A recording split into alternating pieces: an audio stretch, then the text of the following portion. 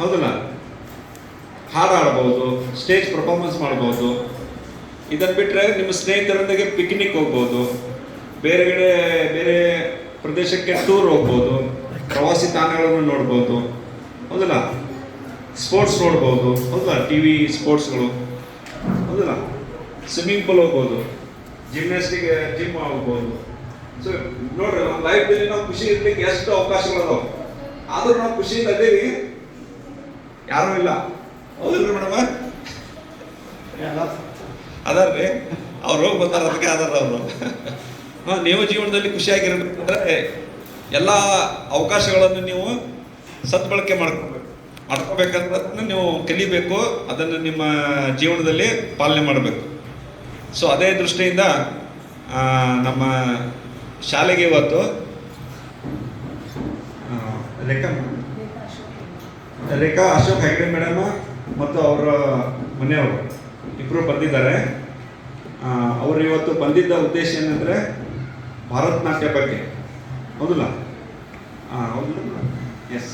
So ನಮ್ಮ ಭಾರತದ ಸಂಸ್ಕೃತಿಯಲ್ಲಿ ಭರತನಾಟ್ಯವು ಒಂದು ಶಾಸ್ತ್ರೀಯ ಸಂಗೀತ ಇರ್ಬೋದು, ಭರತನಾಟ್ಯ ಇರ್ಬೋದು, ಇವು ಡಿಸ್ಕೋ ಡ್ಯಾನ್ಸ್ ಅವೆಲ್ಲ ಸಂಸ್ಕೃತಿ ಎಲ್ಲವೂ ಗೊತ್ತಾಯ್ತು.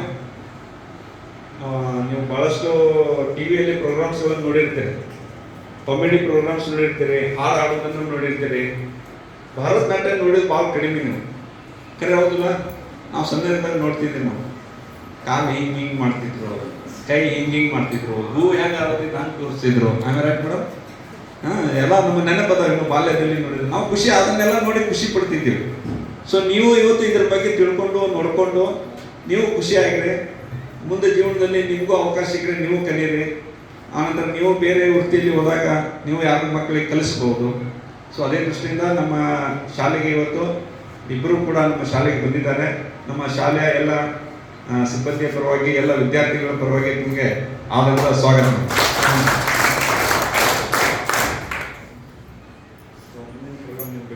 ಸೊ ಮುಂದಿನ ಪ್ರೋಗ್ರಾಮ ನಮ್ಮ ಮೇಡಮ್ ಅವ್ರಿಗೆ ಬಿಟ್ಕೊಡ್ತೀವಿ ನಾವು.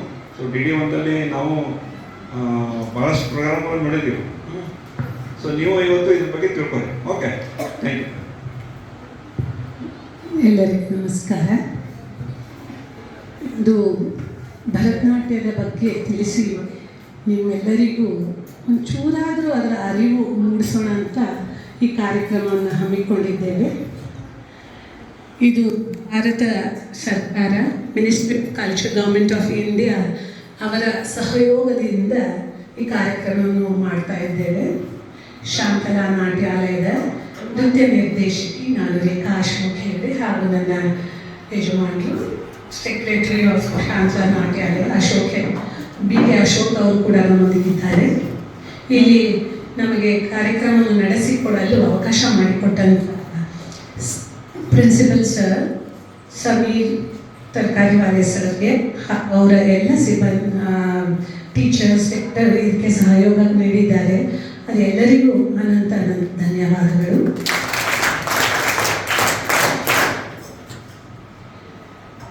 ಭರತನಾಟ್ಯ ಅನ್ನೋದು ಮೊದಲು ನಮ್ಮ ಭರತ ಅನ್ನೋ ಶಬ್ದದಿಂದ ಬಂದಿದೆ. ಈ ಭರತ ಅನ್ನೋದು 3 ಅಕ್ಷರಗಳಿಂದ ಬಂದಿದೆ. ಭ ಅಂದರೆ ಭಾವ, ರ ಅಂದರೆ ರಾಗ, ತ ಅಂದರೆ ತಾಳ. ಸೊ ಭಾವ, ರಾಗ, ತಾಳ ಇದೆಲ್ಲರ ಮಿಲನದಿಂದ ಭರತನಾಟ್ಯವು ಉತ್ಪನ್ನವಾಗುತ್ತದೆ. ನಾನು ಇಂಗ್ಲೀಷ್ ಮೀಡಿಯಂ ಓದಿರೋದ್ರಿಂದ ಸ್ವಲ್ಪ ನಾನು ಕನ್ನಡ ಅಡ್ಜಸ್ಟ್ ಮಾಡ್ಕೊ, ದಯವಿಟ್ಟು ಕ್ಷಮೆ ಇರಲಿ. ನನಗೆ ನಿಮ್ಮಷ್ಟು ಚೆನ್ನಾಗಿ ಕನ್ನಡ ಮಾತಾಡಲಿಕ್ಕಿಲ್ಲ ನಾನು. ಇಲ್ಲ, ತೊಂದರೆ ಇಲ್ಲ, ನಾನು ಮಾತಾಡ್ತೀನಿ. ನಮ್ಮ ಮದರ್ ಟಂಗ್ ಕನ್ನಡನೇ ಇದೆ, ಬರ್ತದೆ, ಕನ್ನಡ ಬರ್ತದೆ. ಮಧ್ಯೆ ಇಂಗ್ಲೀಷ್ ಉಪಯೋಗಿಸ್ತೀನಿ. ಮೊದಲು ಏನಾಯಿತು ಅಂದರೆ, ನಿಮಗೆ ಕಥಾರೂಪದಲ್ಲಿ ಹೇಳಿದ್ರೆ ಚೆನ್ನಾಗಿ ಅರ್ಥ ಆಗತ್ತಲ್ಲ, ಅದಕ್ಕೆ ಕತೆ ಹೇಳ್ತೀನಿ. ಅವಾಗ ಬೋರ ನಿಮಗೆ ಹೌದಾ? ಭರತನಾಟ್ಯ ಮೊದಲು ನೃತ್ಯ ಹೆಂಗೆ ಹುಟ್ಟಿತು ಅನ್ನೋದನ್ನು ನಾವು ಅಲ್ಲಿ ತಿಳ್ಕೊಳ್ಳೋಣ. ಮೊದಲು 4 ಯುಗಗಳ ಹೆಸರು ಹೇಳ್ರಿ, ಗೊತ್ತಿದೆಯಾ? 4 ಯುಗಗಳಿದಾವಲ್ಲ, ಸತ್ಯಯುಗ, ಆಮೇಲೆ ರಾಮ ಹುಟ್ಟಿದ ಯಾವ ಯುಗದಲ್ಲಿ? ತ್ರೇತಾಯುಗ. ಆಮೇಲೆ ಕೃಷ್ಣ ಹುಟ್ಟಿದ್ದು ದ್ವಾಪರ ಯುಗ. ಯಾರೋ ಹೇಳಿದ್ರಲ್ಲ ಅಲ್ಲಿ ದ್ವಾಪರ ಯುಗ ಅಂತ. ಹಾಂ, ಜೋರಾಗಿ ಹೇಳ್ರಿ. ಹಾಂ, ದ್ವಾಪರ ಯುಗ. ನಾವು ಈಗಿರೋದು ಯಾವ ಯುಗ? ಕಲಿಯುಗ. ಹೌದಾ? ಆದರೆ ನಮ್ಮ ನೃತ್ಯದ ಹುಟ್ಟು ಮೊದಲು ಫಸ್ಟ್ ಯುಗ ಸತ್ಯಯುಗದ ಕೊನೆಯಲ್ಲಿ, ಮತ್ತು ಎರಡನೇ ಯುಗ ತ್ರೇತಾಯುಗದ ಸ್ಟಾರ್ಟಿಂಗ್ ಬುಡದಲ್ಲಿ. ಆವಾಗ ಏನಾಯ್ತು ಅಂದರೆ ಎಲ್ಲ ಕಡೆ ಸತ್ಯಯುಗ ಮುಗಿತಿದ್ದಂಗೆ ಎಲ್ಲ ಕಡೆ ಕೆಟ್ಟದ್ದು ನಡೀತಾ ಇತ್ತು. ಸೊ ಅವಾಗೆಲ್ಲ ದೇವತೆಗಳು ಏನು ಮಾಡಿದ್ರಂತೆ, ನಮ್ಮ ಬ್ರಹ್ಮ ಎಲ್ಲದರ ಸೃಷ್ಟಿಕರ್ತ ಬ್ರಹ್ಮ, ಹೌದಾ? ಸೊ ಬ್ರಹ್ಮನ ಹತ್ರ ಹೋದ್ರಂತೆ. ಬ್ರಹ್ಮದೇವ, ನಮಗೆ ಏನಾದರೂ ಒಂದು ಮನೋರಂಜನೆ ಇರಬೇಕು, ಆದರೆ ಅದು ನಮ್ಮನ್ನು ಸರಿಯಾದ ಮಾರ್ಗದಲ್ಲೂ ಕರ್ಕೊಂಡು ಹೋಗಬೇಕು, ಅಂತ ಏನಾದರೂ ನಮಗೆ ಸೃಷ್ಟಿ ಮಾಡಿಕೊಡಪ್ಪ ಅಂತ ಕೇಳ್ಕೊಂಡ್ರಂತೆ. ಅವಾಗ ಬ್ರಹ್ಮ ಏನು ಮಾಡ್ತಾನೆ, 4 ವೇದಗಳಿದೆಯಲ್ಲ, ಗೊತ್ತಿದೆಯಾ ಹೆಸರು? 4 ವೇದಗಳ ಹೆಸರು ಹೇಳ್ರಿ. Yajurveda, Samaveda, Atharvaveda. Very good. So ಋಗ್ವೇದದಿಂದ ಪಠ್ಯ ಅದನ್ನು ತಗೊಂಡಂತೆ ಬ್ರಹ್ಮ. ಕೇಳ್ತೇನಾ? ಪ್ರಶ್ನೆ ಕೇಳ್ತೇನೆ, ನೆನ್ಪಿಟ್ಕೋಬೇಕು. ಋಗ್ವೇದದಿಂದ ಪಠ್ಯ, ಆಮೇಲೆ ಸಾಮವೇದದಿಂದ ಸಂಗೀತ ತಗೊಂಡಂತೆ, ಆಮೇಲೆ ಯಜುರ್ವೇದದಿಂದ ಅಭಿನಯ, ಮತ್ತು ಲಾಸ್ಟ್ ವೇದದಿಂದ ಯಾವ ವೇದ? ಅಥರ್ವಣ ವೇದ. ಅದರಿಂದ ರಸವನ್ನು ತಗೊಂಡಂತೆ. ಸೊ ಏನೇನು ತಗೊಂಡ? ಫಸ್ಟ್ ವೇದದಿಂದ ಋಗ್ವೇದದಿಂದ ಪಠ್ಯ, ಸಂಗೀತ ಸಾಮವೇದದಿಂದ, ಆಮೇಲೆ ಅಭಿನಯ ಯಾವ ವೇದದಿಂದ? ಅಭಿನಯ ಯಜುರ್ವೇದದಿಂದ, ಆಮೇಲೆ ಕೊನೆಯಲ್ಲಿ ರಸವನ್ನು ಅಥರ್ವಣ ವೇದ. ಈ 4 ಅಂಶಗಳನ್ನು ಒಂದೊಂದು ವೇದದಿಂದ ತಗೊಂಡು 5ನೇ ವೇದ ಪಂಚಮ ವೇದವನ್ನು ಸೃಷ್ಟಿ ಮಾಡಿದ. ಅದರ ಹೆಸರೇ ನಾಟ್ಯ ವೇದ. ಸೊ ಸುಮ್ಮನೆ ಹಿಂಗೆ ಏನೋ ಕೈಕಾಲು ಅಲ್ಲಾಡಿಸಿದ್ರೆ ಶಾಸ್ತ್ರೀಯ ನೃತ್ಯ ಆಗೋದಿಲ್ಲ. ಇದು ನಮ್ಮ ದೇವತೆಗಳು ಸೃಷ್ಟಿ ಮಾಡಿ, ಆಮೇಲೆ ಏನಾಯಿತು ಅಂದರೆ ಬ್ರಹ್ಮ ಅದನ್ನು ಸೃಷ್ಟಿ ಮಾಡಿ ಅದನ್ನು ತನ್ನ ಮಗ ಭರತನ ಕೊಟ್ಟನಂತೆ. ಭರತನ ಕೊಟ್ಟ ತಕ್ಷಣ ಅವನೇನು ಮಾಡ್ತಾನೆ, ಅದನ್ನು ಪುಸ್ತಕ ರೂಪದಲ್ಲಿ ನಾಟ್ಯಶಾಸ್ತ್ರ ಅನ್ನೋ ಪುಸ್ತಕವನ್ನು ಅವನು ಬರೆದ. ಸೊ ಸೃಷ್ಟಿಕರ್ತ ಬ್ರಹ್ಮ ಅದನ್ನು ಮಗ ಭರತನಿಗೆ ಕೊಟ್ಟು, ಭರತ ಅದನ್ನು ಪುಸ್ತಕ ರೂಪ, ಪುಸ್ತಕದ ಹೆಸರು ನಾಟ್ಯಶಾಸ್ತ್ರ. ಇಡೀ ಜಗತ್ತಿನಲ್ಲಿ ಏನೇನು ನೃತ್ಯಗಳಿದೆಯೋ, ಬೇರೆ ಬೇರೆ ಬೇರೆ ಬೇರೆ ನೃತ್ಯಗಳಿದ್ದಾವೆ, ಅದೆಲ್ಲದರ ಮೊದಲು ನಾಟ್ಯಶಾಸ್ತ್ರ. ಅದನ್ನು ಬರೆದವರು ಭರತ ಮುನಿ. ಆಮೇಲೆ ಅವನು ತನ್ನ 100 ಮಕ್ಕಳಿಗೆ ಹೇಳ್ಕೊಟ್ನಂತೆ ಅದನ್ನು. ಅದು ಮಾಡುವಾಗ ಅವನಿಗೆ ಕೆಲವನ್ನ ಮಾಡೋಕ್ಕೆ ಬರಲಿಲ್ಲ. ಆ ಪುಸ್ತಕ ಅವರು ಏನು ಸೃಷ್ಟಿ ಮಾಡಿದ್ದ ಅವ್ರ ತಂದೆ, ಕೆಲವೊಂದು ಗಂಡು ಮಕ್ಕಳಿಗೆ ಮಾಡ್ಲಿಕ್ಕೆ ಆಗಲಿಲ್ಲ. ಎಲ್ಲ ಗಂಡೆ ಮಕ್ಕಳಿದ್ರು ಅವನಿಗೆ 100 ಜನ. ಆವಾಗ ಹೋಗಿ ಹೇಳಿದಂತೆ, ನನಗೇನು ಮಾಡಲಿ, ಕೆಲವು ಮಾಡೋಕ್ಕಾಗ್ತಾ ಇಲ್ಲ ಗಂಡು ಮಕ್ಕಳ ಹತ್ರ. ಅಂದಾಗ ಅವನು ಆವಾಗ ಬ್ರಹ್ಮ ಏನು ಮಾಡ್ತಾನೆ, ಅಪ್ಸರೆಯರನ್ನು ಸೃಷ್ಟಿ ಮಾಡ್ತಾನೆ, ಹೆಣ್ಣು ಮಕ್ಕಳನ್ನು ಸೃಷ್ಟಿ ಮಾಡಿ, ಕೆಲವನ್ನ ಹೆಣ್ಣುಮಕ್ಕಳೇ ಮಾಡುವಂತಹ ನೃತ್ಯವೂ ಇರುತ್ತೆ. ಸೊ ಹೀಗೆ ಅಪ್ಸರೆಯರನ್ನು ಸೃಷ್ಟಿ ಮಾಡಿ ಅದನ್ನು ಅವರು ಹೆಣ್ಮಕ್ಳು ಮಾಡ್ತಾಯಿದ್ರು. ಕೊನೆಗೆ ತಂಡು ಅನ್ನೋ ಮುನಿ, ಅವನು ಶಿವ ನಮ್ಮ ನಾಟ್ಯಾದಿ ದೇವತೆ. ಅವನು ಯಾವಾಗ ಋಷಿ ಮೂಲ ದೇವ್ರ ಮೂಲ ಎಲ್ಲ ಹುಡ್ಕೋಕೆ ಹೋಗ್ಬಾರ್ದು. ಶಿವ ಯಾವಾಗ ಡ್ಯಾನ್ಸ್ ಕಲ್ತ ಅಂತೆಲ್ಲ ಕೇಳಬೇಡಿ, ಅದು ಯಾರಿಗೂ ಗೊತ್ತಿಲ್ಲ. ಅವನು ಮೊದಲಿಂದ ನಾಟ್ಯಾದಿ ದೇವತೆ, ಅವನೇ ಡ್ಯಾನ್ಸಿಗೆ ದೇವರು.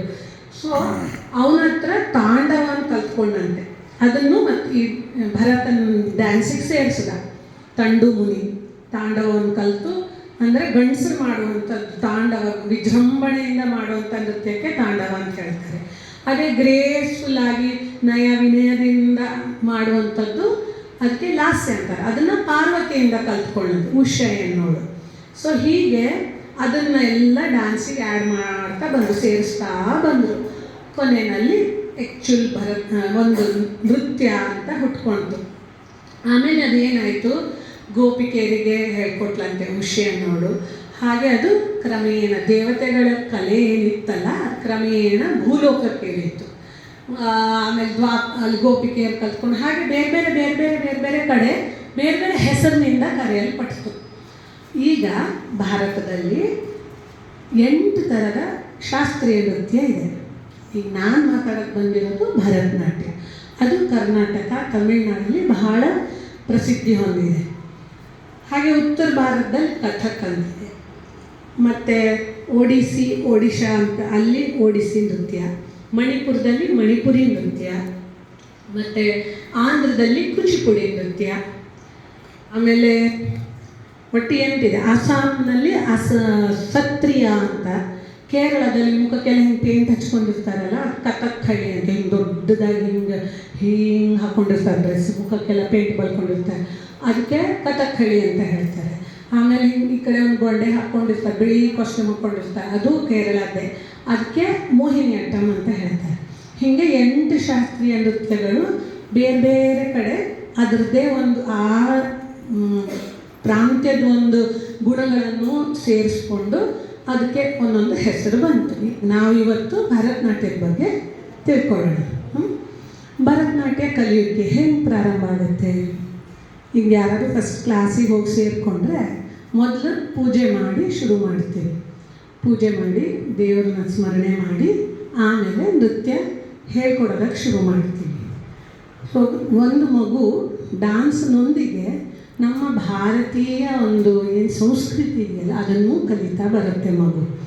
ಬರೀ ಡಾನ್ಸ್ ಒಂದೇ ಹೇಳ್ಕೊಡೋದಿಲ್ಲ. ಮೊದಲಿಗೆ ಯೋಗ ಮಾಡಿಸ್ತೀವಿ. ಯೋಗ ಮಾಡಿ ಆ ದೇಹನ ಫಸ್ಟ್ ತಯಾರು ಮಾಡಬೇಕು. ನೃತ್ಯ ತಕ್ಷಣ ಸೇರ್ಕೊಂಡ ತಕ್ಷಣ ಮಾಡೋಕ್ಕೆ ಬರೋದಿಲ್ಲ. ದೇಹನ ಫಸ್ಟ್ ತಯಾರಿ ಮಾಡಬೇಕು. ಯೋಗ ಮಾಡಿ ವಾರ್ಮಪ್ ಎಕ್ಸಸೈಸಸ್ ಇರುತ್ತೆ. ಅದಾದ ನಂತರ ಮಗುವಿಗೆ ಭರತನಾಟ್ಯದ ತರಬೇತಿ ಶುರುವಾಗುತ್ತೆ. ಮೊದಲ ಹೆಜ್ಜೆ ಅಂತ ಹೇಳ್ತೀವಲ್ಲ, ಈಗ ಹೆಂಗೆ ಕಲಿತೀರಲ್ಲ ಹಾಗೆ ಭರತನಾಟ್ಯದಲ್ಲಿ ಅಡವುಗಳು ಅಂತ ಹೇಳ್ತಾರೆ. ಮೊದಲ ಹೆಜ್ಜೆಗಳಿಗೆ ಅಡವುಗಳು ಏನು ಹೇಳ್ತಾರೆ?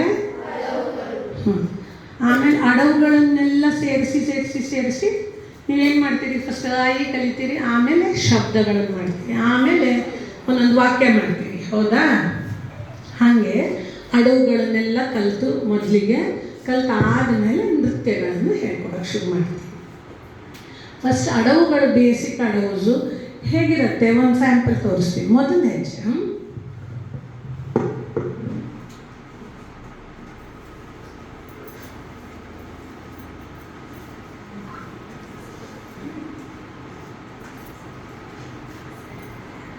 ಫಸ್ಟ್ ನಮಸ್ಕಾರ. ಭರತನಾಟ್ಯದ್ದು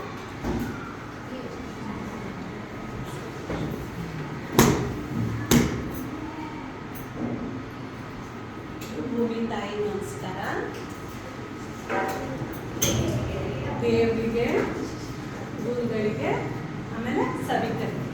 ಅದು ಮಾಡಿ ಶುರು ಮಾಡ್ತೀವಿ. ಫಸ್ಟ್ ಹೆಜ್ಜೆ ತಟ್ಟಡವು ಅಂತ ಹೇಳ್ತೀವಿ. ಅಡವು ಅಂತ ಹೇಳ್ತಾರೆ. ಒಂದೊಂದು ಹೆಜ್ಜೆಗೂ ಒಂದೊಂದು ಹೆಸರಿರುತ್ತೆ. ಯಾ ಕೈ ಕೈ ಯಾ ಕೈ ಕಿಟ್ಟ ತಕ್ಕ ಯಾ ಕೈ ಕೈ ಯಾ ಕಿಟ್ಟ ತಕ್ಕ ಇದು ಮೊದಲ ಹೆಜ್ಜೆ. ಇದು ಸುಲಭ ಇರುತ್ತೆ. ಆಮೇಲೆ ಬರ್ತಾ ಬರ್ತಾ ಸ್ವಲ್ಪ ಕಷ್ಟ ಆಗ್ತಾ ಹೋಗ್ತದೆ. ಇದರಲ್ಲಿ ನೀವು ಅಬ್ಸರ್ವ್ ಮಾಡಿರಿ ಸ್ವಲ್ಪ. ನೀವು ಮ್ಯಾಥ್ಸ್ ಓದ್ತಿರಲ್ಲ, ಗಣಿತ ಸಬ್ಜೆಕ್ಟ್ ಇದೆ, ಅದರಲ್ಲಿ ಏನೇನು ಬರ್ತದೆ ಗಣಿತದಿಂದ? ಅರಿಥಮೆಟಿಕ್, ಅಲ್ಜಿಬ್ರಾ, ಜಾಮೆಟ್ರಿ 3 ಭಾಗ ಇಲ್ಲ. ರೇಖಾಗಣಿತ ಅಂತ ಒಂದಿರ್ತದಲ್ಲ. ಸೊ ನಮ್ಗೆ ಭರತನಾಟ್ಯ ಪೂರ್ತಿ ರೇಖಾಗಣಿತನೇ ಇರ್ತದೆ. ಹಾಗೆ ಹಿಂಗೆ ಕೈ ಇಟ್ಕೊಂಡ್ರೆ ಹಿಂಗೆ ಸ್ಟ್ರೇಟ್ ಕೈ ಬರಬೇಕು. ಅಲ್ಲಿ ಕೈ ಕೆಳಗಿರಬಾರ್ದು, ಹಿಂಗೆ ಸೊಟ್ಟು ಇರಬಾರ್ದು.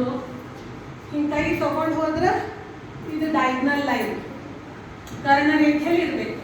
ಅದೇ ನಾವು ಹಿಂಗೆ ಕೈ ತೊಗೊಂಡು ಹೋದ್ರೆ ಸಮಾನಾಂತರ ರೇಖೆಯಲ್ಲಿ ಇರಬೇಕು. ಸೊ ನಮ್ಮ ರೇಖಾಗಣಿತ ಭಾಳಷ್ಟು ಇಂಪಾರ್ಟೆಂಟ್ ಭರತನಾಟ್ಯದಲ್ಲಿ. ಓಕೆ, ಇದರಲ್ಲಿ ಯಾವ್ಯಾವ ಲೈನ್ ಬರ್ತದೆ ಹೇಳಿ ನೋಡಿ.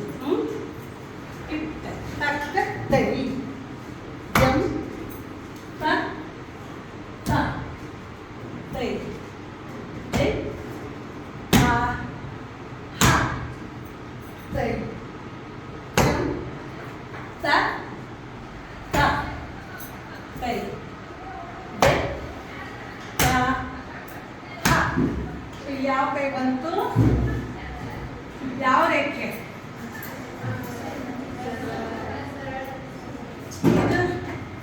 ಇದು ಬರಲಿಲ್ಲ, ಇದು ಬಂತು. ಈ ರೇಖೆಗೆ ಏನು ಹೇಳ್ತಾರೆ? ಡೈಗ್ನಲ್ ಲೈನಿಗೆ ಕರ್ಣರೇಖೆ. ಹೌದಾ? ಏನು ಹೇಳ್ತೀವಿ? ಕರ್ಣರೇಖೆ ಅಂತಾನೆ ಹೇಳ್ತಿಲ್ಲ. ಡೈಗ್ನಲ್ ಲೈನಿಗೆ ಈ ಕರ್ಣರೇಖೆ.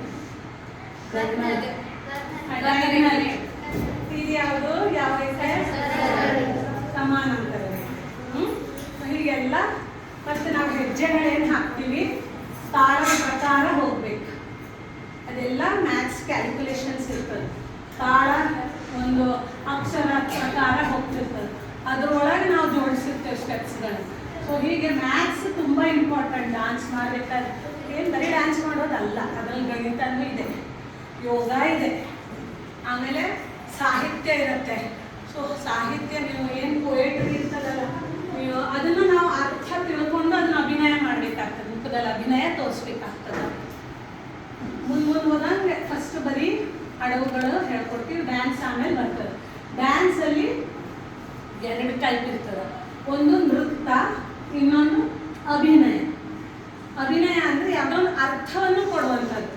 ಒಂದು ಮುಖದಿಂದ ಅಥವಾ ನಮ್ಮ ಇಡೀ ದೇಹ ಚಲನೆಗಳಿಂದ ಒಂದು ಅರ್ಥವನ್ನು ಸಭಿಕರಿಗೆ ಏನು ತಿಳಿಸ್ತೀವಿ ಅದಕ್ಕೆ ಅಭಿನಯ ಅಂತ ಹೇಳ್ತೀವಿ.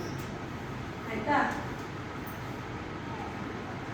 ಹಿಂಗಂದ್ರೆ ಏನಂದ್ರೆ ನಾನು ಬಾ ತಿಳಿತಲ್ಲ, ನಾ ಏನು ಮಾತಾಡಲಿಲ್ಲ, ಅದಕ್ಕೆ ಗೊತ್ತಾಯ್ತು. ಸೊ ಇದಕ್ಕೆ ಹಸ್ತಗಳು ಅಂತ ಹೇಳ್ತೀವಿ ಭರತನಾಟ್ಯದಲ್ಲಿ. ನನ್ನ ಕಣ್ಣು ಮೂಲಕ ನನ್ನ ಕೈಯ ಒಂದು ಚಲನೆಯಿಂದ ನಾನು ಅವಳನ್ನು ಕರೆದೆ. ಸೊ ಒಂದು ಅರ್ಥ ಆಗಿದೆ, ಬಾ ಅನ್ನೋ ಅರ್ಥನ ನನ್ನ ಮುಖದ ಅಭಿನಯದ ಮೂಲಕ ನಾವು ಅವಳಿಗೆ ತಿಳಿಸಿದೆ. ಸೊ ನಮ್ಮ ಒಳಗೆ ಮನಸ್ಸಿನಲ್ಲಿ ಅಥವಾ ಸಾಹಿತ್ಯದಲ್ಲಿ ಏನು ನಡೀತಾ ಇದೆಯೋ ಅದನ್ನು ಅರ್ಥ ಮಾಡಿಕೊಂಡು ಪ್ರೇಕ್ಷಕರಿಗೆ ಆ ಅರ್ಥವನ್ನು ತೋರ್ಪಡಿಸೋದೇ ಅಭಿನಯ. ತಿಳಿತಾ? ಒಂದು ನೃತ್ಯ, ಅದರಲ್ಲಿ ಅರ್ಥ ಇರೋದಿಲ್ಲ. ಈಗ ನಾನು ಈ ಸ್ಟೆಪ್ ಮಾಡಿದೆ, ಹೌದಾ, ಅದರಲ್ಲಿ ಅರ್ಥ ಇರಲಿಲ್ಲ, ಬಟ್ ಚಂದ ಇತ್ತು ಅಷ್ಟೇ. ಸೊ ನೃತ್ಯ ಮತ್ತು ಅಭಿನಯ 2 ವಿಧ ಇದೆ. ಎರಡನ್ನೂ ಸೇರಿಸಿದಾಗ ಅದಕ್ಕೆ ನೃತ್ಯ ಅಂತ ಹೇಳ್ತಾರೆ. ನೃತ್ಯ, ಅಭಿನಯ, ನೃತ್ಯ 3 ವಿಭಾಗ. ಓಕೆ, ಯಾವ್ಯಾವ್ದು ಹೇಳಿ? ನೀವು ಹೇಳಿ ನೋಡಿ. 2 ಸೇಮ್ ಕಳಿಸ್ತೀವಿ. ಒಂದನೇದು ಯಾವುದು? ನೃತ್ಯ. ಎರಡನೇದು 2 ಸೇರಿದಾಗ ನೃತ್ಯ. ಭರತನಾಟ್ಯದಲ್ಲಿ 3 ವಿಭಾಗ. ಅದು ಇನ್ನೊಂದಿದೆ, ಡ್ಯಾನ್ಸಲ್ಲಿ ನಾಟ್ಯ ಅನ್ನೋದು ಬರುತ್ತೆ. ಅದೇನಂದ್ರೆ ಅಡವುಗಳು ಬರ್ತಾವ, ಆಮೇಲೆ ಅಭಿನಯನೂ ಬರ್ತದೆ, ಆಮೇಲೆ ಡೈಲಾಗ್ಗಳು ಹೇಳ್ತಾರೆ. ಈಗ ನಾಟಕದಲ್ಲಿ ನೋಡಿ ಡ್ಯಾನ್ಸು ಮಾಡ್ತಿರ್ತಾರೆ, ಡೈಲಾಗ್ ಹೇಳ್ತಿರ್ತಾರೆ, ಅದು ನಾಟ್ಯ. ಒಂದು ಕಥೆ ಮೂಲಕ ಎಲ್ಲ ಅರ್ಥವನ್ನು ಹೇಳೋದು, ಆದರೆ ಡೈಲಾಗ್ಸನ್ನು ಸೇರಿಸ್ತಾರೆ, ಅವ್ರು ಅದಕ್ಕೆ ನಾಟ್ಯ ಅಂತ ಹೇಳ್ತಾರೆ. ಆ್ಯಕ್ಚುಲಿ ಭರತನಾಟ್ಯದಲ್ಲಿ ನಾಟ್ಯ ಇಲ್ಲ, ಹೆಸರಷ್ಟೇ ಬರುತ್ತೆ, ಅದು ನೃತ್ಯ. ಭರತ ನೃತ್ಯ ಅನ್ನೋದು ಆ್ಯಕ್ಚುಲಿ ಸರಿಯಾದ ಹೆಸರು. ಹೀಗೆಲ್ಲ ಥರ ಕಲಿತು ತಯಾರಾದಮೇಲೆ ನಾವು ರಂಗಪ್ರವೇಶ ಅಂತ ಮಾಡ್ತೀವಿ ಸ್ಟೂಡೆಂಟ್.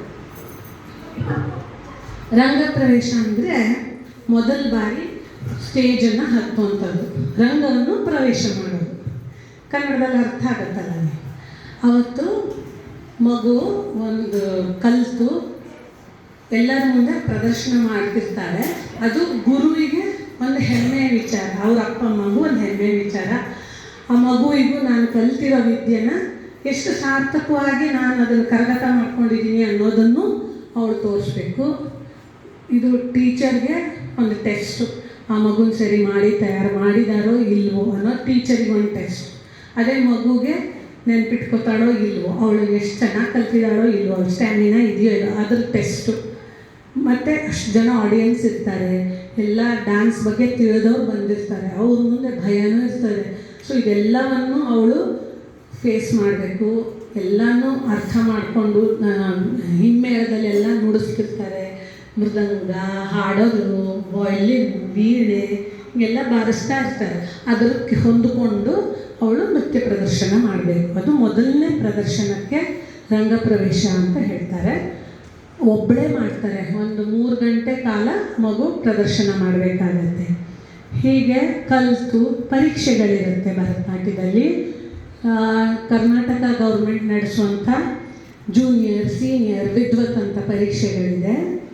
ಆಮೇಲೆ ಅದಷ್ಟು ಪರೀಕ್ಷೆ ಆಗಕ್ಕೆ ಒಂದು 10 ವರ್ಷಗಳಾಗತ್ತೆ. ಅದಲ್ಲದೆ ಮಹಾರಾಷ್ಟ್ರ ಗೌರ್ಮೆಂಟ್, ಈ ಕರ್ನಾಟಕದಲ್ಲಿ ನಾವು ಹತ್ತಿರ ಇದ್ದೀವಲ್ಲ ಮಹಾರಾಷ್ಟ್ರಕ್ಕೆ, ಸೊ ಮಹಾರಾಷ್ಟ್ರ ಗೌರ್ಮೆಂಟ್ ನಡೆಸೋಂಥದ್ದು ಗಂಧರ್ವ ಪರೀಕ್ಷೆಗಳಂತಿರುತ್ತೆ. ಅದು 9 ಪರೀಕ್ಷೆ, ವರ್ಷ ಒಂದೊಂದು ಪರೀಕ್ಷೆ, 9 ಪರೀಕ್ಷೆಗಳು. ಇದು 3 ವರ್ಷಕ್ಕೊಂದು ಪರೀಕ್ಷೆ. ಅದು ಜೂನಿಯರ್, ಸೀನಿಯರ್, ವಿದ್ವತ್, ಅದು 9. ಆಮೇಲೆ 10ನೇ ವರ್ಷ ವಿದ್ವತ್ 2, ವಿದ್ವತ್ 1, ವಿದ್ವತ್ 2. ಹಂಗೆ 10 ವರ್ಷ ಕಲಿತಾಗ ಒಂದು ಮಗು ಒಳ್ಳೆ ಡ್ಯಾನ್ಸರ್ ಆಗಿ ಎಲ್ಲವನ್ನು ತಾವು ಪ್ರಾಕ್ಟೀಸ್ ಮಾಡ್ತಾ ಪ್ರತಿದಿನವೂ ಶ್ರದ್ಧೆಯಿಂದ ಕ್ಲಾಸಿಗೆ ಹೋಗಿ ಕಲಿತು ಪ್ರಾಕ್ಟೀಸ್ ಮಾಡಿದ್ರೆ 10 ವರ್ಷಕ್ಕೆಲ್ಲ ಪರೀಕ್ಷೆಗಳಾಗುತ್ತೆ.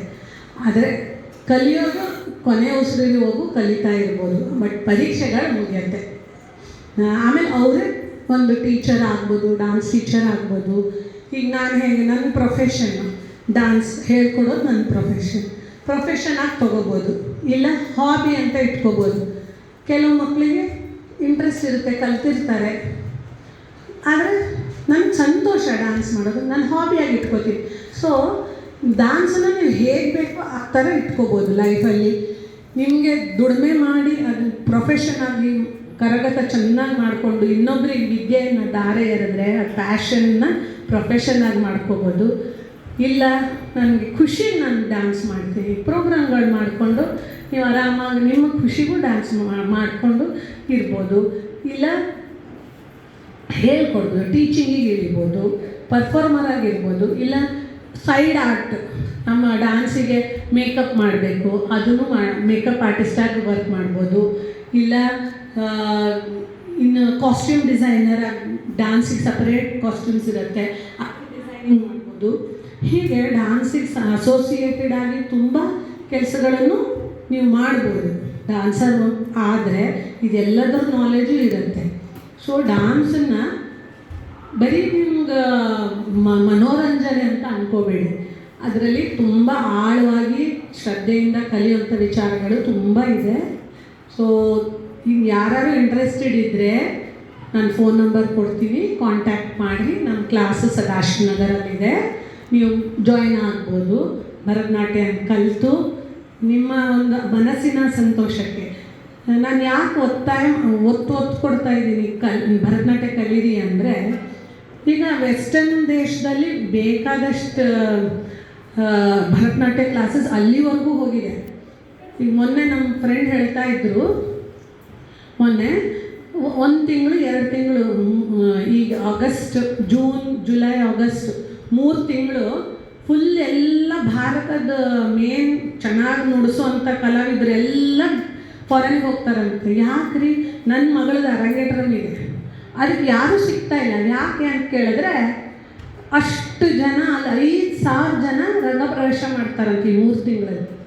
ಅಂದರೆ ನಮ್ಮ ವಿದ್ಯೆ, ನಮ್ಮ ಭಾರತದ ಕಲೆ ಇಷ್ಟು ಮೆರಿತಾ ಇದೆ ಬೇರೆ ದೇಶದಲ್ಲಿ. ಆದರೆ ನಮ್ಮ ಮಕ್ಕಳಿಗೆ ಏನು ಬೇಕು? Disco dance. ಅವರು ನಮ್ಮ ಒಳ್ಳೆ ಕಲೆನ ಕಲಿತು ಅವರು ತುಂಬ ಉದ್ಧಾರ ಆಗ್ತಿದ್ದಾರೆ. ಯಾಕಂದರೆ ಇದು ಆತ್ಮವನ್ನು ಉದ್ಧಾರ ಮಾಡುತ್ತೆ. ಬೇರೆ ದೇಶದ ಕಲೆಗಳು ಹೆಂಗಂದರೆ ಹೊರಗಿನ ಒಂದು ಔಟರ್ ಸೆನ್ಸಿಗೆ ಸಂತೋಷ ಕೊಡುತ್ತೆ. ಆದರೆ ನಮ್ಮ ಕಲೆ ಆತ್ಮವನ್ನು ಉದ್ಧಾರ ಮಾಡುವಂಥ ಕಲೆ. ಸೊ ಅದನ್ನು ಕಲೀರಿ.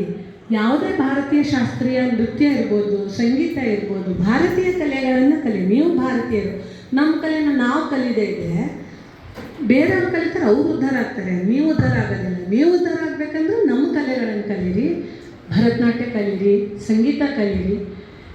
ಅದರ ಆನಂದನೇ ಬೇರೆ. ನೀವು ಅದನ್ನು ಕಲಿತ ಮೇಲೆ ಅದರ ಆಳಕ್ಕೆ ಇಳಿದಾಗ ನಿಮ್ಗೆ ಅದರ ಏನು ಅಂತ ಅರ್ಥ ಆಗುತ್ತೆ. ಸುಮ್ಮನೆ ಬೋರ್ ಅಂತ ಅನಿಸ್ಬೋದು ನೀವು ನೋಡುವಾಗ. ಅದರ ಆಳಕ್ಕೆ ಇಳೀರಿ, ಪ್ರಾಕ್ಟೀಸ್ ಮಾಡಿರಿ, ಸಾಧನೆ ಮಾಡಿರಿ. ಎಲ್ಲರೂ ಒಳ್ಳೆ ಕಲಾವಿದರಾಗಿ. ಎಲ್ಲಕ್ಕಿಂತ ಮೊದಲು ಕಲಾವಿದ ಬೇರೆ ಒಂದು ಮಕ್ಕಳಿಗಿಂತನೂ ಭಿನ್ನವಾಗಿರ್ತಾನೆ. ಒಂದು ಭರತನಾಟ್ಯ ಕಲಿಯೋ ಮಗುವಿಗೆ ಆ ಕಷ್ಟವನ್ನು ಸಹಿಸುವಂಥ ಒಂದು ಶಕ್ತಿ ನೃತ್ಯ ಕಲೆ ಮಗುಗಿದ್ದೇ ಇರುತ್ತೆ. ಈಗ ನೋಡೋಣ, ಈಗ ಭರತನಾಟ್ಯದ ಬೆಂಡಿಂಗ್ ಪೋಸ್ಚರ್ ಇದೆಯಲ್ಲ, ಎಷ್ಟೊತ್ತು ನಿಂತ್ಕೋಬೋದು? ಯಾರಾದರೂ ಬರ್ರಿ, ಭಾಳ ಸ್ಟ್ರಾಂಗ್ ಅಂತ ಅನ್ಕೋತಿರಲ್ಲ, ಯಾರಾದ್ರು ಬರ್ರಿ, ಟ್ರೈ ಮಾಡಿ ನೋಡೋಣ. ಹಾಂ ಬರ್ರಿ ಬರ್ರಿ ನೋಡೋಣ. ಬರ್ರಿ ಯಾರು ಸ್ಟ್ರಾಂಗ್ ಇರೋರು. ಹಾಂ ಶ್ರುತಿ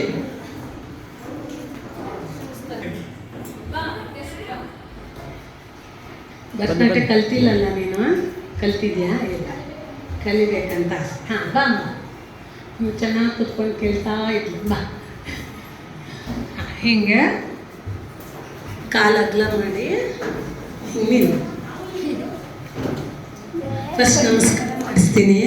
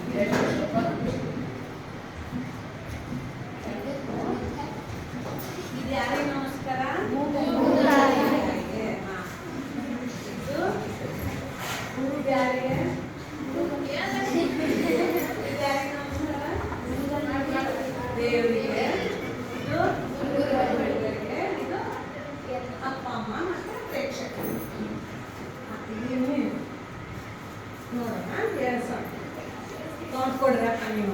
1 2 3 4 5 6 7 8 9 10 11 12 13 14 15 16 17 18 19 20 21 22 23 24 25 26 27 28 29 30 31 32 33 34 35 36 37 38 39 40 41 42 43 44 45 46 47 48 49 50 51 52 53 54 55 56 57 58 59 60 61 62 63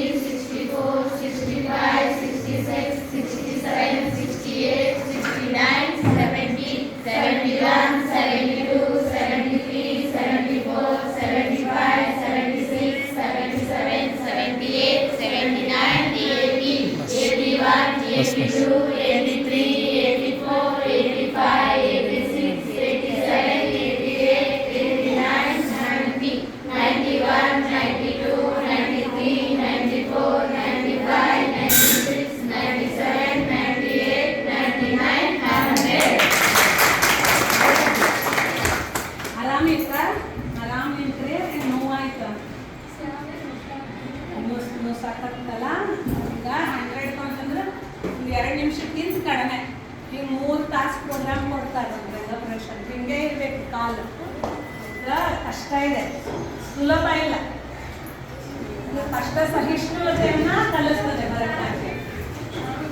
ಈಗ ಅಭಿನಯ ಅಂತ ಹೇಳಿದ್ನಲ್ಲ, ಒಂದು ಮಾಡೋಣ. ನಾವು ಅಭಿನಯ ಮಾಡೋಣ. 9 ರಸಗಳಿದೆ. ನವರಸ ಅಂತ ಹೇಳ್ತೀವಿ. 9 ರಸಗಳಿದೆ. ಮೊದಲನೇದು ಶೃಂಗಾರ ರಸ. ಮಾಡೋಣ.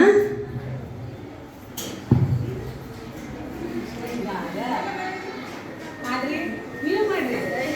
ನಾಚೋದಪ್ಪ ಹುಡುಗಿಯರಿಗೆ ಎಲ್ಲರಿಗೂ ಬರ್ತದೆ.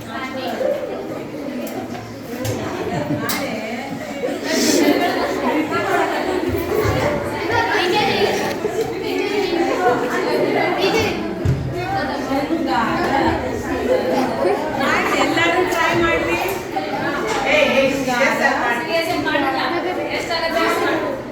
ಚಂದ ಮಾಡಕತ್ತಾರ ನೋಡಿ. ಶೃಂಗಾರ, ಹಾಸ್ಯ.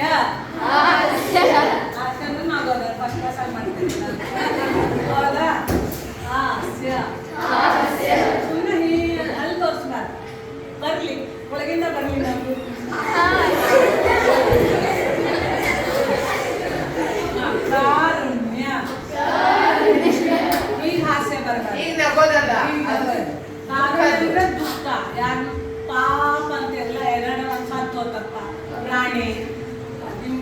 ನಾಯಿ ಮೇಲಿನೋ ಬೆಕ್ಕಿನ ಮೇಲಿನೋ ಪಾಪ ಅಂತೀವಲ್ಲ, ದುಃಖ ಮುಖದಲ್ಲಿ ಯಾರಿಗಾರ ನೋವಾಯ್ತು.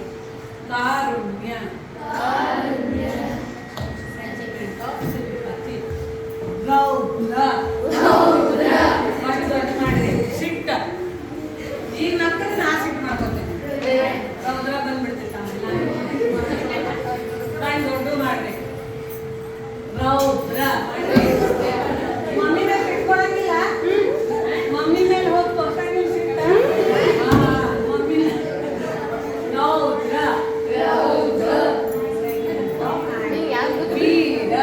ವೀರ ಯುದ್ಧ ಭೂಮಿಯಲ್ಲಿ ಹೋರಾಡುವಾಗ ಏನು ತೋರಿಸ್ತಾರಲ್ಲ ಆ ರಸಕ್ಕೆ ವೀರ ರಸ ಅಂತಾರೆ. ವೀರ ಭಯಾನಕ ಹಾವು ಅಂತ ಅಂಜಿಕೆ ಆಗ್ತಲ್ಲ, ಹಾವು ಅಂದ್ಕೂಳೆ ಭಯಾನಕ. ಬರಲಿ ಅದು ಎಲ್ಲದಕ್ಕೂ ಹಾಸ್ಯ ಮಾಡಂಗಿಲ್ಲ. ಭಯಾನಕ ಅಂದ ಭಯ ಬರ್ಬೇಕು. ಭಯಾನಕ ವಾವ್ ಅಂತೇಳಿ ಅದ್ಭುತ. ಎಷ್ಟು ಚಂದದ ಅಂತ ಹೇಳಂಗಿಲ್ಲ, ಏನಾರ ಒಂದು ದೊಡ್ಡ ಚಂದಂದ ಏನಾರ ನೋಡಿದಾಗ ಅದ್ಭುತ. ಛೀ ಅಂತೆಲ್ಲ ಅದಕ್ಕೆ ಭೀಭತ್ಸ್ಯ. ಯಾವ ಅಂತ ಮಾಡಿದ್ರೆ ಛೀ ಅಂತೆಲ್ಲ ಅದು ಭೀಭತ್ಸ್ಯ. ಆಮೇಲೆ ಕೊನೆಯದು ಶಾಂತ. 9 ರಸಗಳು ಯಾವ್ಯಾವುದು? ಶೃಂಗಾರ. ಬನ್ನಿ ನೀವು ಬನ್ನಿ, ಒಂದು 5 ನಿಮಿಷ. 10th ಕ್ಲಾಸ್ 5 ನಿಮಿಷ ಬನ್ನಿ, 5 ನಿಮಿಷ ಬೇಗ ಬನ್ನಿ. ಹಿಂದೆ ಹೋಗ್ರಿ ಒಂದು ಬೇಗ. 10th ಒಂದು ಎಕ್ಸಾಮ್ ಇದೆ, ಎಕ್ಸಾಮ್ ಇರ್ತದೆ. ಅವರು ಮಾಡ್ತಾರೆ. ಇವಾಗ 9 ರಸಗಳ ನೀವು ಟ್ರೈ ಮಾಡಿ. ಶೃಂಗಾರ ನಾಚಿಕೆ ನಾಚ್ಕೊಳ್ಳೋದು. ಹಾಸ್ಯ ಟ್ರೈ ಮಾಡ್ರಿ, ನೀವು ಮಾಡ್ರಿ. ಹಾಸ್ಯ. ಮೂರನೇದು ಯಾಕೆ ಮಾಡಿದ್ರಿ? ಕಾರುಣ್ಯ. ದುಃಖ. ಒಬ್ಬರು ನೋಡಿ ದುಃಖ ಪಡೋದು. ಕಾರುಣ್ಯ. ರೌದ್ರ. ಟ್ರೈ ಮಾಡ್ರಿ, ನೀವು ಟ್ರೈ ಮಾಡ್ರಿ. ನಾನು ಬರ್ತಲ್ಲ, ಪೂಜಾ ಮಾಡಿ ಎಲ್ಲರೂ ಟ್ರೈ ಮಾಡಿ. ರೌದ್ರ. ಕೋಪ. ರೌದ್ರ. ಆಮೇಲೆ ಭಯಾನಕ. ಹೆದರಿಕೆ. ಮುಖದಲ್ಲಿ ಹೆದರಿಕೆ ತೋರಿಸ್ರೆ ಭಯಾನಕ. ವೀರ. ಯುದ್ಧ ಭೂಮಿಯಲ್ಲಿ ಶೌರ್ಯ ತೋರಿಸ್ತಾರೆ, ಅದಕ್ಕೆ ವೀರರಸ. ವೀರ ಬರ್ಲಿ ಮುಖದಲ್ಲಿ. ಆಮೇಲೆ ಅದ್ಭುತ. ಎಷ್ಟು ಚಂದ ಕಾಲೆತ್ತಿದ್ದಾರೆ. ಅದ್ಭುತ. ಭೀಭತ್ಸ್ಯ. ಶಾಂತ. ಇದು 9 ರಸಗಳು. ಓಕೆ, ಬೆಲ್ಲ ಇಷ್ಟ. ಸ್ವಲ್ಪ ನಾನು ಕೊಟ್ಟಿರೋ ಸಮಯದಲ್ಲಿ ಎಷ್ಟಾಗುತ್ತೆ ನಿಮ್ಗೆ ಡಾನ್ಸ್ ಬಗ್ಗೆ ಒಂಚೂರು ಒಂದು ಸಾಸಿವೆ ಕಾಳಷ್ಟು ತಿಳಿಸಿದ್ದೀನಿ. ಸೊ ಇನ್ನು ಚೆನ್ನಾಗಿ ನೀವು ಅರ್ಥ ಮಾಡ್ಕೋಬೇಕು, ಇದನ್ನು ಕಲಿಬೇಕು ಅಂತಿದ್ರೆ ನಮ್ಮ ವೃತ್ತಿ ಶಾಲೆಗೆ ತಾವೆಲ್ಲರೂ ಬರ್ಬೋದು. ನನ್ನ ಫೋನ್ ನಂಬರ್ ಕೊಡ್ತೀನಿ, ಯಾರ್ಯಾರು ಇಂಟ್ರೆಸ್ಟ್ ಇದ್ದರೆ ನಮ್ಮ ಕ್ಲಾಸಿಗೆ ಜಾಯಿನ್ ಮಾಡ್ಬೋದು.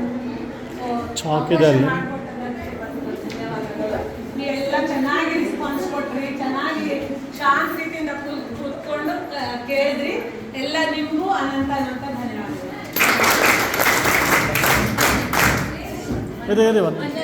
ನಂಬರ್ ಬರೀ ಅಲ್ಲ.